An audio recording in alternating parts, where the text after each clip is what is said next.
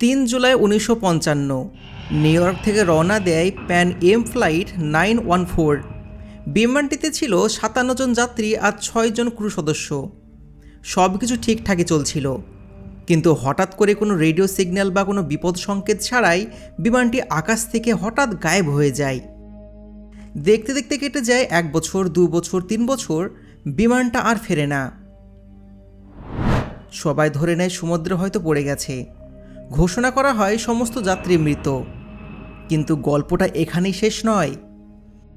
37 বছর পর 1992 সালে হঠাৎ করেই ভেনেজুয়েলার একটা বিমানবন্দরের রাডারে ধরা পড়ে এক অদ্ভুত বস্তু। বিমানটার নাম শুনে রানওয়েতে যখন দরজা খুলল, সবাই চমকে গেল। এটা সেই প্যান এম ফ্লাইট 914। একই নাম্বার, একই যাত্রী, এমনকি তাদের জামাকাপড় বদলায়নি। মনে হচ্ছিল 37 বছর আগের সময় যেখানে থেমে গিয়েছিল সেখান থেকে আবার শুরু হয়েছে। এখন প্রশ্ন হচ্ছে, এটা কি টাইম ট্রাভেল, নাকি এটা শুধু একটা বানানো গল্প যা বারবার ইন্টারনেটে ঘুরে বেড়াচ্ছে?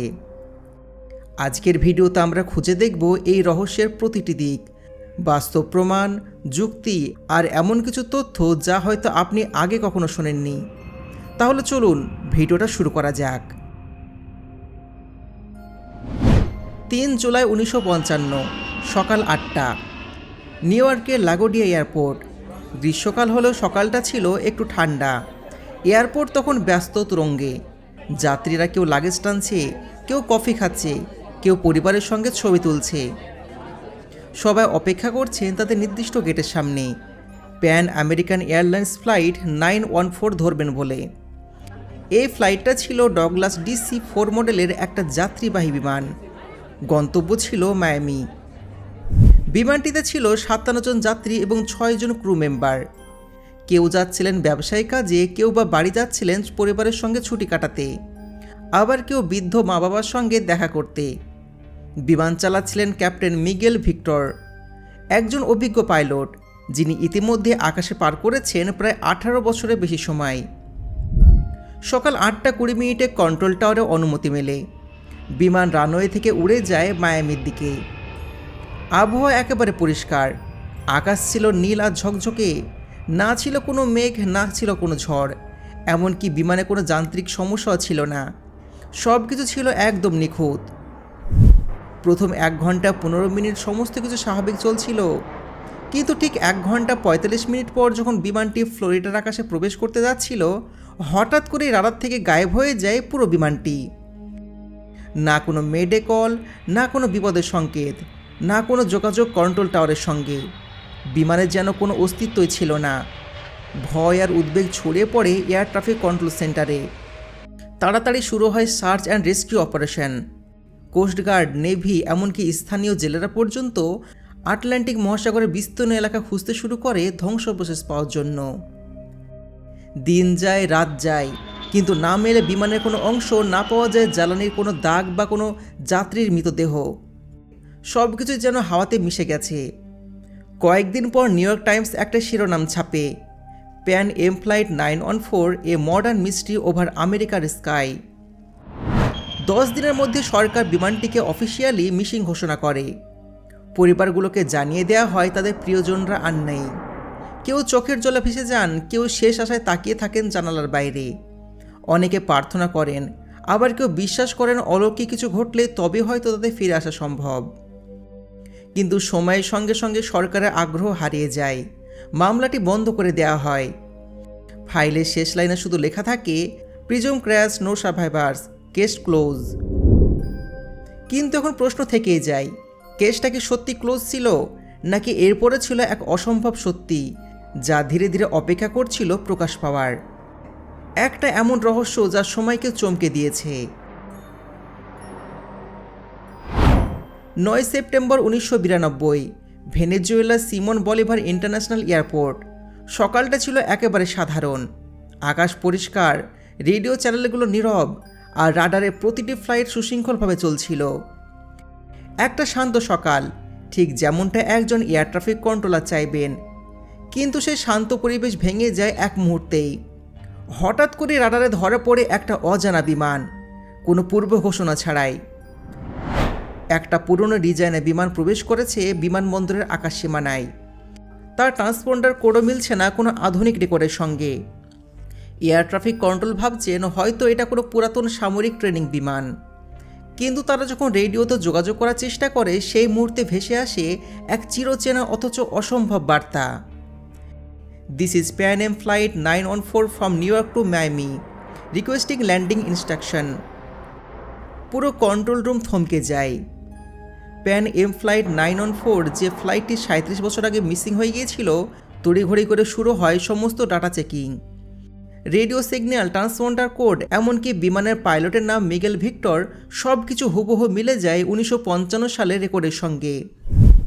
কেউ যেন বিশ্বাসই করতে পারছিল না, যেন সময়ের ফাঁক দিয়ে ফিরে এসেছে এক হারিয়ে যাওয়া অধ্যায়। তাৎক্ষণিকভাবে বিমানবন্দরে সতর্কতা জারি করা হয়। Security team, medical unit, immigration officer সবাইকে প্রস্তুত রাখা হয় অজানা যাত্রীদের জন্য। রানওয়ে 5-এ অবতরণের অনুমতি দেওয়া হয় সেই রহস্যময় বিমানটিকে। চারিপাশে উত্তেজনা, জল্পনা আর কিছুটা আতঙ্ক। সবাই অপেক্ষা করছেন কি নামবে, কি আসছে আকাশ থেকে। বাস্তবে কোনো ব্যাখ্যা নাকি টাইম ট্রাভেলের জীবন্ত প্রমাণ। কিছুক্ষণ পর বিমানটি যখন নামলো ভেনেজুয়েলা বিমানবন্দরে, তখন রৌদ্রের আলোয় স্পষ্ট দেখা যাচ্ছিল একটা পুরাতন জং ধরা ডগলাস DC-4। এর গায়ে মলিন হয়ে যাওয়া প্যান এম লোগো। ফুয়েল সেলে ময়লা জমে আছে, উইংসে মরিচা। এই দৃশ্য দেখে মনে হচ্ছিল বিমানটি যেন 1955 থেকে কোনোভাবে একটানা উড়ে এসেছে, বিনা সংস্পর্শে, বিনা যত্নে, এমনকি সময়ে জং মেখে। বিমানের জানালা দিয়ে বাইরে তাকাচ্ছিলেন যাত্রীরা, তাদের চোখে স্পষ্ট ভয় আর বিভ্রান্তি। দরজা খুলতে যাত্রীরা এক এক করে বেরিয়ে আসতে থাকেন। তাদের পরনে ছিল পুরনো স্টাইলের পোশাক, হাতে ছিল চামড়ার সুটকেস, আর হাতে লেখা কাগজের টিকিট। না কোনো বারকোড, না কোনো বিজ্ঞানের ছোঁয়া। সব কিছু যেন থেমে আছে 1955 সালের কোনো এক সকালে। তারা চারিপাশে তাকিয়ে হতভম্ব হয়ে জিজ্ঞাসা করছিলেন, আমরা কি মায়ামিতে পৌঁছে গেছি? এখানটা এত অচেনা লাগছে কেন? কারো চোখে ছিল বিস্ময়, কারো চোখে ছিল অশ্রু, কেউ আবার প্রার্থনা করছেন চুপি চুপি। এই ঘটনা মুহূর্তের মধ্যে ছড়িয়ে পড়ে মিডিয়ার হেডলাইনে। Time travel plane lands after 37 years. খবর উঠে আসে 1955 সালে হারিয়ে যাওয়া বিমান আবার ফিরে আসার কথা। বিমানবন্দরে ভিড় করলেন সাংবাদিক, বিজ্ঞানী এবং সরকারি অফিসার। সবাই এই রহস্যময় যাত্রীদের ঘিরে দাঁড়িয়ে। কিন্তু ঠিক তখনই ঘটে এমন এক চমকপ্রদ ঘটনা যা এই পুরো ঘটনার রহস্যকে আরও গভীর করে তোলে। ইমিগ্রেশন অফিসার হুয়ান তেলাকার্তে সেই বিমানের ভেতর প্রবেশ করতে যান যাত্রীদের তথ্য সংগ্রহ ও পাসপোর্ট চেক করার জন্য। কিন্তু হঠাৎ করে ক্যাপ্টেন, যার নাম ছিল মিগেল ভিক্টর, দরজাটা তীব্র শব্দে বন্ধ করে দেন। অবাক হয়ে সবাই তখন কিছু বুঝে ওঠার আগে বিমানের ইঞ্জিন গর্জাতে শুরু করে। কন্ট্রোল টাওয়ার তখন চিৎকার করে বারবার রেডিওতে যোগাযোগ করার চেষ্টা করছিল, flight 914 stop, do not take off, কিন্তু কোনো উত্তর নেই। হঠাৎ করে সেই পুরাতন বিমান রানওয়ের দিকে ছুটে যায়, আর সবার চোখের সামনে আকাশে উড়ে গিয়ে আবারও নিখোঁজ হয়ে যায়, ঠিক যেভাবে 37 বছর আগে গায়েব হয়েছিল। না কোনো রাডারে তার সিগন্যাল, না কোনো ট্র্যাকিং। সেই দিন থেকে প্যান এম ফ্লাইট 914 আর কখনো দেখা যায়নি। এই প্যান এম ফ্লাইট 914 কি সত্যি ছিল সময়ের ফাঁদে আটকে পড়া এক বিমান, নাকি এটা ছিল কোনো গোপন বৈজ্ঞানিক এক্সপেরিমেন্টের ফলাফল? কেউ বলে এটা টাইম ট্রাভেলের প্রমাণ, আবার কেউ বলে পুরোটাই বানানো গল্প। কিন্তু প্রশ্ন হলো, যদি সব কিছু মিথ্যা হয় তবে কেন সেই ট্রান্সপন্ডার কোড মিলে গেল 1955 সালের রেকর্ডের সাথে? কেন যাত্রীদের পোশাক, টিকিট, এমনকি ভাষাও ছিল সে পুরাতন সময়ের মতন? আর যদি এটা সত্যি ঘটে থাকে, তাহলে আজও কি সেই বিমান কোথাও উঠছে, সময়ের কুয়াশার মাঝে ফিরে আসার অপেক্ষায়? আপনি কি ভাবছেন, এই ঘটনা কি সত্যি ছিল নাকি শুধু কল্পনা? কমেন্টে জানাতে ভুলবেন না। আর ভিডিওটি ভালো লাগলে অবশ্যই লাইক করবেন, বন্ধু ও ফ্যামিলির সঙ্গে শেয়ার করবেন। ধন্যবাদ।